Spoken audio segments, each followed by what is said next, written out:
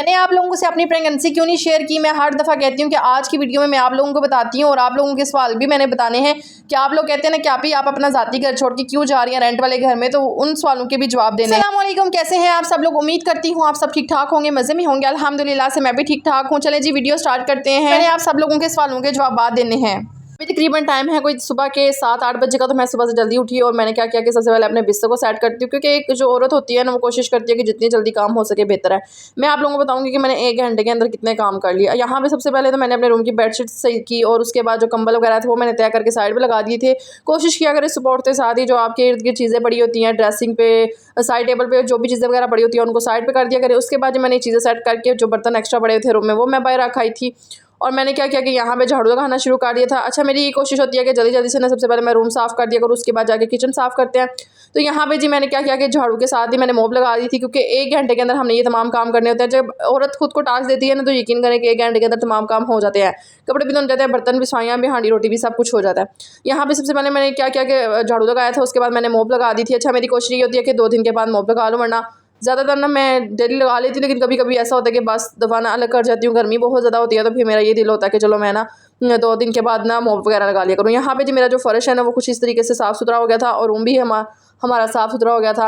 अच्छा, मैंने आप लोगों की एक बात करी थी कि देखें शिफ्टिंग करना इसलिए भी ज़रूरी है। आप लोग मुझे कहते हैं ना कि आप हमें बताती नहीं, आप शिफ्टिंग क्यों कर रही हैं, ये आपका अपना घर है तो फिर आप क्यों जा रही हैं। तो मैंने कहा आज की वीडियो में मैंने आप लोगों को लाजमी बताना है, क्योंकि ये बात छुपाई तो नहीं जा सकती, ना छुपी जा सकती है, तो इसलिए फिर मैं आप लोगों के साथ ज़रूर शेयर करूँगी। सबसे पहले मैं साथ साथ आपको ना अपनी रूटीन भी दिखा देती हूँ। तो ये जी रूम साफ़ सुथरा हो गया था हमारा। देखिए बेडशीट कितनी प्यारी लग रही है ना। अच्छा, जिसका मैं कहती हूँ छोटा सा भी घर हो ना, छोटी सी झोंपड़ी भी हो, तो औरत वहाँ पे भी खुश रह लेती है। उसका मियाँ अच्छा हो, उसके बच्चे अच्छे हों, तो वो वहीं पे भी गुजारा कर लेती है। लेकिन जब बाज़ दफ़ा हमें सुकून नहीं मैसर होता, सुकून नहीं मिल रहा होता, तो औरत कैसे बर्दाश्त कर सकती है, आप मुझे खुद ये बताएँ। बाज़ दफ़ा वो जो जगह आपको सूट नहीं कर रही होती तो आप उधर क्या रहेंगे। अगर आपको बार बार वो जगह तंग कर रही है, वो जगह आपके लिए सूटेबल नहीं है, जैसे कि मैं तकरीबन कोई 7 साल से ना ऊपर शिफ्ट हुई हुई हूँ, तो मैंने बहुत ज़्यादा प्रॉब्लम्स देखी हैं अपनी लाइफ में, बहुत ज़्यादा। जैसे कि फ़हर को करंट भी लगी, मेरे हस्बैंड का ऑपरेशन भी हुआ, कोई 5-6 मिसकैरेज ऊपर हुए, उसके बाद 2 बेटियों की डेथ इस रूम में हुई और हमारे बहुत ज़्यादा लॉसेस वगैरह हुए, मेरा गोल्ड सेल हो गया, एवरीथिंग जो कुछ भी है वो सब कुछ इस ये रूम मेरे लिए सूटेबल नहीं था। मैं हर टाइम बीमार रहती हूँ, मुझे समझ नहीं आती, मेरा चिड़चिड़ापन, मुझे गुस्सा, एनजाइटी, डिप्रेशन, ये सब कुछ इस रूम में होता है। और जब मैं नीचे शिफ्ट होती थी ना, मैं लॉज में रहती थी, तो वहाँ भी ये होता था कि चलो 1 साल मैंने वहाँ पे शायद गुजारा है। 1 साल में बंदे को इतना समझ नहीं आती, लेकिन बाद में पता चलता है हर एक चीज़ का ना। तो मुझे कोशिश करनी चाहिए थी कि एक शादी के फ़ौरन बाद ही मुझे अपना घर ले लेना चाहिए था, लेकिन बाज़ दफ़ा नहीं जगह सूट कर रही होती। मैंने हर दफ़ा अपने हस्बैंड को ये बोलती थी कि नई जगह चेंज करें, मुझे नहीं सूट कर रही। वो कहते थे हम रेंट कैसे देंगे, हमसे नहीं मैनेज होगा। तो उन्होंने मुझे बड़ा समझाया कि नहीं होगा हमसे, आप कोशिश करो, आप गुजारा कर लो, आप मेरे लिए बर्दाश्त करो हर चीज़ ना। तो मैं इनके लिए बर्दाश्त करती थी। सो उसके बाद जी मैं बाहर आई थी, मैंने खाना बनाने लगी थी, तो यहाँ पर देखा छकपली का बच्चा। यार मैं 2 से 3 अदद छकपली के बच्चे मार चुकी हूँ और इसको भी मेरा पूरा टारगेट था मारने का। तो मैंने कहा मैं आप लोगों को वीडियो में भी दिखाती हूँ। छकपली क्या, सांप क्या, बिच्छू क्या, ये जो चीज़ें हैं ना इस मौसम में आम निकलती हैं, बाहर बहुत ज़्यादा निकलती हैं। तो यहाँ पे कल मैंने भी एक छकबली मारी है, आज फिर मारी है, परसों भी मैंने मारी थी। तो यकीन करें कि बड़ा एक अजीब सा लगता है कि सारे बर्तन मेरे ऐसे हैं, किचन बंद होना चाहिए, कैबिनेट बने होने चाहिए, हर चीज़ आपकी उस किचन के अंदर होनी चाहिए। यहाँ पे हर चीज़ मेरी ओपन पड़ी हुई है, बर्तन, ग्लास, कप, और मैं इस्तेमाल करने से पहले अच्छी तरह इनको धोती भी हैं, क्योंकि मुझे ना एक अजीब सी वो ना शुरू हो जाता है कि हर चीज़ नंगी पड़ी हुई थी, ये ना हो यहाँ पर कोई चीज़ हो, यहाँ पर कोई चीज़ हो। फिर उसके बाद मैंने यहाँ पे स्प्रे की थी, क्योंकि मैंने हंडिया बनानी थी। मैंने कहा हंडिया बना के ना आराम से स्प्रे करती हूँ, तो फिर ही हो सकता है काकरोच, मक्खियाँ, कीड़े ये वो ना मर जाते हैं। अच्छा, आप लोग कहते हैं ना कि आप शिफ्ट क्यों हो रही हैं, तो देखें जो बात मैंने आप लोगों को बतानी थी वो बता दी है, ठीक है। किसी का दिल नहीं करता यार अपना घर छोड़ के जाने का। अभी आप लोग क्या बोलेंगे मुझे कि आपकी तो यूट्यूब की इनकम आ रही है, आप बड़े कमा रही हैं। यकीन करें ये जो सिर्फ बड़े यूट्यूबर होते हैं ना, जिनके लाख में, मैं कहती हूँ अल्लाह करे आप लोग भी कामयाब हो जाए, जो इतनी बातें करते हैं कि आप तो इतने पैसे कमा रही हैं, मैं कहती हूँ वो भी कामयाब हो जाए। 15,000 व्यूज़ का भी आपको $1 मिलता है। यकीन करें मैं सच्ची बात बता रही हूँ, झूठ नहीं बोल रही है। तो अगर झूठ बोलने वाले पे अल्लाह की लानत, ठीक है। तो आप लोग कहते हैं कि बड़ी अर्निंग होती है, जो व्लॉगिंग करते हैं ना इनकी अर्निंग इतनी नहीं होती, वो तो लाखों में, मिलियन में व्यूज़ आ जाए तो आपकी अच्छी हो जाती है। और ये जो स्टार्टिंग में आप लोग कहते हैं ना कि आपकी अर्निंग हो रही है, अब तो आपके हालात बदल जाएंगे, ये है वो है, मैं कहती हूँ अल्लाह करे, अल्लाह आपकी ज़ुबान मुबारक करे, हमारे हालात बेहतर हो जाएं। लेकिन इनमें कुछ बातें आती हैं जो बाज़ दफ़ा बहुत ज़्यादा तकलीफ़ देती हैं कि हम एकदम से बंदे की लाइफ कैसे चेंज हो सकती है। अभी तो मुझे 1 महीने की अर्निंग 27,000 आई थी, जो मैंने कर्ज़ अभी अब मेरे सर पे चढ़ा हुआ है, 3.5 लाख रुपया मेरे सर पे कर्ज़ है। यकीन करें ये 3.5 लाख रुपया मुझे पता है मैं कैसे उतारूँगी, क्योंकि जब मेरी बेटी की डेथ हुई थी ना, तो हमारी किसी ने हेल्प नहीं थी की। मेरी जो बेटी लास्ट टाइम फातिमा की डेथ हुई थी ना, तो उसको हमने उधर रखा था वेंटिलेटर पे, तो उसके बहुत ज़्यादा पैसे हमारे पे लगे थे, तो हमने लोन लेकर उसको जो है ना बस रखा था, ठीक है। वो लोन हमारे सर पे है, जो थोड़ा थोड़ा करके चलो 10,000 महीने का उतर जाए, 20,000 उतर जाए तो बेहतर है। आप क्या कहते हैं कि 30,000 से गुजारा होता है। अब जो रेंट पे जाना है ये हमारी मजबूरी है। मैं इतनी पागल हो गई हूँ, इतनी पागल हो गई हूँ ना, बंदा सोच भी नहीं सकता कि आखिर वजह क्या है। मेरा ब्लड प्रेशर नीचे आ ही नहीं रहा, मेरा ब्लड प्रेशर इतना हाई है, मैं 2-2 गोलियाँ खा रही हूँ, मेरे अंदर चिड़चिड़ापन, अजीब सी मेरी हालत हुई भी है। आप लोगों को इसलिए बता रही हूँ, आप मेरी यूट्यूब फैमिली है, लेकिन इसमें कुछ हेटर भी आएंगे, कुछ फेक लोग भी हैं जो मेरी वीडियोज़ देखेंगे और अजीब बात बोलेंगे, अजीब कमेंट करेंगे, तो मैं उनको ज़रा नहीं बोलूँगी कि आप मेरी लाइफ में इंटरफेयर करें, ठीक है। आप वीडियो देख रहे हैं देखें, लेकिन जो मेरी प्यारी बहनें भाई मेरी वीडियो देखते हैं, मुझे कमेंट करते हैं, तो उनको मैंने कहा चलो यहाँ जवाब दे देती हूँ। और मकान हम लोगों ने देखा है। अच्छा, एक मकान जो था ना वो हमारे अपने रिलेटिव हैं उनका है, और उन्होंने बोला कि आप यहाँ पे शिफ्ट हो जाए ना, तो मैंने कहा चलें ठीक है, जब हमें नया मिलेगा तो फिर हो सकता है हम वहाँ पे शिफ्ट हो जाएं, क्योंकि अभी उन्होंने 1 माह का टाइम दिया, तो मैंने कहा चलें देख लेते हैं। लेकिन दूसरी बात यह है कि जो आपका अपना घर होता है ना, जो आपका रेंट वाला होता है, चलो उसमें आप लोग बयाना देते हो कि 10 साल तक हम यहाँ से कहीं नहीं जाएंगे, या बेशुमार बातें होती हैं, ठीक है, वो लिखने होता है। लेकिन अगर आप ये एक जगह से सामान दूसरी जगह शिफ्ट करते हो, फिर 1-2 महीने बाद दोबारा से आपको मकान ढूंढना पड़ता है, तो वो बड़ा मसला मसाइल हो जाते हैं। इसलिए मैंने अपने हस्बैंड को ये भी बोला है, वो भी मुझे कहते हैं आप एक दफ़ा सोच लो, सोच समझ के फ़ैसला करना, क्योंकि आपको पता है 30,000 से मैनेज करना बहुत मुश्किल होता है।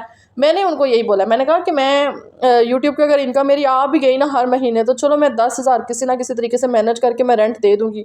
लेकिन हमने जिधर मकान पता किया ना, 20 से 25,000 रुपया उनका रेंट है, कोई 10-15 हज़ार का मकान हमें नहीं मिल रहा। हाँ मिला है, एक मिला है, वो जो ऊपर तीसरी मंजिल वाला है, और उस पर मैंने जाके क्या करना है, ठीक है। तो 20-25 हज़ार वाला मकान एक मिला है हमें, देखें फिर अगर यूट्यूब की इनकम आ जाए। बस मुझे आप लोगों की सपोर्ट चाहिए। आप लोग तो दूसरों को सपोर्ट करते हैं, लेकिन अगर आप मेरी वीडियो को शेयर करेंगे अदर्स ग्रुप्स में, इधर उधर शेयर करेंगे, तो क्या पता है कि आप लोगों की वजह से मेरी भी थोड़ी सी लाइफ चेंज हो जाए, क्योंकि आप लोगों की सपोर्ट ही मुझे चाहिए इस टाइम पे। आप मेरी वीडियो पूरी देखा करें, लाइक किया करें, कमेंट किया करें, ताकि मुझे आप लोगों की सपोर्ट चाहिए। अच्छा, उसके बाद जी मैंने क्या क्या कि खाना शाना बना लिया था, और मैंने फिर मोबाइल रख दिया था। अच्छा, जब मैंने मोबाइल रखा ना, तो बाहर देखा मौसम शाम का टाइम था और जुम्मे का दिन था। आज मैंने ना कुरान पाक पढ़ा है, और उसके बाद वज़ाइफ कर रही थी बैठ के, तो फिर मैंने कहा कि चलो आज मैं ना थोड़ा सा व्लॉग बनाऊंगी, ज़्यादा नहीं शूट करूँगी। तो उसके बाद मैं बाहर आके बैठी थी, मैं अल्लाह से बातें कर रही थी कि अल्लाह से यही बोल रही थी कि अल्लाह पाक मेरे सब के अच्छे दिन आ गए, सब के अच्छे दिन आ गए, मेरे दिन कब आएंगे। लेकिन फिर भी अल्लाह का शुक्र अल्हम्दुलिल्लाह। मैं यकीन करें कि अंदर से बंदा टूट जाता है ना, वैसे मेरी हालत हुई हुई है इस टाइम पे। इतनी डिमोटिवेट हुई हूँ, इतनी डिमोटिवेट हुई हूँ कि ब्लड प्रेशर मेरा इतना ज़्यादा हाई है ना। तो मेरे हस्बैंड कहते तुम्हें टेंशन किस चीज़ की है, हर चीज़ तो तुम्हें मैंने ला के दी हुई है, खुश रखा हुआ है, वैसे देता हूँ। कोई किसी को क्या बताए कि अज़ियत टेंशन किसे बोलते हैं। और मैं शायद एक माँ ही हूँ, और मुझे ये दर्द ज़्यादा फील होता है इसलिए। लेकिन फिर भी कभी कभार ना बड़ा रोना आता है उस दिन बैठ के, कि बस मैं रोती रहूँ और कोई मुझे पूछे ना। तो खैर अब्बू की कॉल आ जाती है रात के टाइम, अब्बू से थोड़ी सी बात करके दिल हल्का कर लेती हूँ, लेकिन मैं उनको भी कोई बात नहीं बताती, क्योंकि मैं वो टेंशन ले जाएंगे। तो ये जी, अभी मैं उसके बाद मैं अंदर रूम में आई थी, और कल मैंने ड्रेसिंग टेबल जो है ना शिफ्टिंग के लिए बैग चीज़ें तैयार की थी। तो मैंने कहा अगर अचानक हमें जाना पड़ भी गया, तो चलो मैं चीज़ें सारी ना एक ही दफ़ा संभाल के रखती हूँ, पैक करके रखती हूँ, उनको शॉपर में बांध के ना। तो एक्स्ट्रा जो बेडशीटें थी वो भी मैंने निकाल दी, और कुछ कपड़े वगैरह बच्चों के पड़े हुए थे वो भी मैंने निकाल दिया। लेकिन जो फातिमा की दफ़ा मैंने शॉपिंग की थी ना सारी बेबी की, तो वो न्यू बॉर्न बेबी के जितने भी कपड़े वगैरह थे ना, वो सारे ऐसे ही पड़े हुए थे। और मैं देख रही थी इन कपड़ों को, तो मुझे ना बड़ा रोना आ रहा था इस टाइम पे, लेकिन मजबूरी थी, वीडियो बना के आप लोगों को दिखा रही थी कि देखिए मैंने अपनी फातिमा की दफ़ा कितनी शॉपिंग की थी। यशफा की दफ़ा जो शॉपिंग की थी ना, उसका बैग मेरा पेटी में पड़ा हुआ है जी। यहाँ पे फ़हर के बचपन के फीडर रखे हुए हैं। मैंने फ़हर का जो पहले दिन का फीडर था वो भी संभाल के रखा हुआ है, उसकी कैब और उसका जूता पहला, क्योंकि एक माँ होती है ना, वो अपने बच्चे से बहुत ज़्यादा मोहब्बत करती है, उसकी हर चीज़ संभाल के रखती है। तो यहाँ पे जब मैंने सबसे पहले फ़हर को जिस चीज़ में सिरिलैक खिलाया था ना, वो डिश भी मैंने संभाल के रखी हुई है। उसके बाद जिसमें पहले दिन फीडर उसने दूध पिया था वो भी संभाल के रखा हुआ है, और जो उसकी पहली टोपी है वो भी संभाल के रखी हुई है। यकीन करें ये छोटी छोटी चीज़ें होती है ना, ये सिर्फ माँ संभाल सकती है, और इसके अलावा कोई अपनी औलाद से प्यार नहीं कर सकता। तो शायद ये चीज़ें संभालने की वजह से मैं इतनी ज़्यादा आजमाइश में जा रही हूँ कि एक ज़ाहिर है जिसको बच्चों से प्यार होता है ना, वो फिर उतनी चीज़ दूर हो जाती है।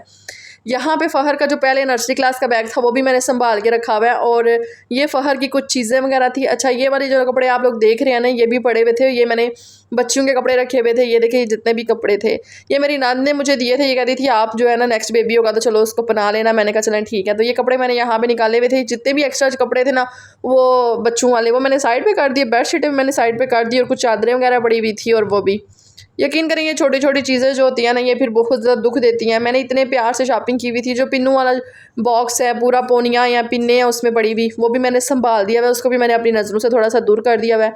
कुछ चीज़ें वाकई में दिल दुख जाता है देख के ना। तो फिर ये देखे मैंने जितनी जितनी छोटी छोटी चीज़ें ली थी। ये शापर मैंने इसलिए रेडी करके रखा हुआ था कि हॉस्पिटल लेकर जाना पड़ जाएगा ना। तो उस टाइम पे खैर इतनी सर्दी तो नहीं थी। सितंबर का मौसम था। आज तकरीबन 9-10 माह हो गया मेरी बेटी की डेथ को ना, तो सिजेरियन को मेरे। तो यहाँ पे बस मैं उसकी चीज़ें वगैरह देख रही थी। तो मैंने कहा कि जितनी भी चीज़ें पड़ी हुई है ना तो टाइम से मैं इनको सेट करके रख लूँ। चलो अपना माइंड बंदे ने बनाया हो ना कि इस चीज़ इधर इतनी चीज़ें पड़ी हुई हैं तो हमने इतना बॉक्स रेडी करना है और इस साइड पे इतने कंटेनर रेडी हो जाएंगे। तो बाकी पेटी के अंदर जितना भी सामान है ना वो भी मैं सोच रही हूँ। बंदा जब कोई चीज़ सोचता है ना तो वाकई में बहुत ज़्यादा पागल हो जाता है कि जो पेटी के अंदर चीज़ें पड़ी हैं वो बंदा कैसे मैनेज करेगा। उसके अंदर तो मैंने जर्सियाँ, फ़हर के कोट, अब रज़ाई, बर्तन हर चीज़ उसमें है। तो मैंने फिर अपने हस्बैंड को बोला था कि मुझे 1-2-3 कार्टन ला के दें जिसमें मैं सारे बर्तन अपने रख सकूँ। 2-3 जो कार्टन है ना वो बर्तनों वाले ही हैं। उसमें फिर मैं बर्तन वगैरह रखूँगी। सो बस अब इसको भी बंद करते हैं। उसके बाद मैं आप लोगों को बताती हूँ कि ये जो पहले दिन का मैंने बिस्तर लिया था ना ये भी आप लोगों को बताती हूँ। ये तो हमने खोला भी नहीं है, अनटच है। इसको खोल के हमने निकाला भी नहीं है, ऐसे का ऐसा ही पड़ा हुआ है। बस आप लोगों ने मुझे दुआ में ज़रूर याद रखना है कि आप लोगों ने मेरे लिए दुआ करनी है कि अल्लाह पाक मुझे लंबी ज़िंदगी से औलाद ज़रूर देंगे। अभी ना सही लेकिन जब भी कभी हुआ ना तो आप लोगों ने मेरे लिए ज़रूर दुआ करना है। क्योंकि बहनों की दुआएँ जो होती हैं ना वो अक्सर लग जाती हैं। तो आप लोगों ने मुझे ज़रूर दुआ देनी है क्योंकि कोई पता नहीं होता, बाज़ दफ़ा किसी की कबूलियत का वक़्त भी हो। तो आप लोगों ने मेरे लिए ज़रूर दुआ करनी है। यहाँ पे बस मैं चीज़ों को रखती हूँ और मैं अभी फ़हर को देख रही थी। मैंने कहा चलो मैं वीडियो को एंड करती हूँ। में याद रखिएगा, इंशाल्लाह मिलेंगे एक अच्छी सी वीडियो के साथ। ओके जी, खुदा हाफिज़।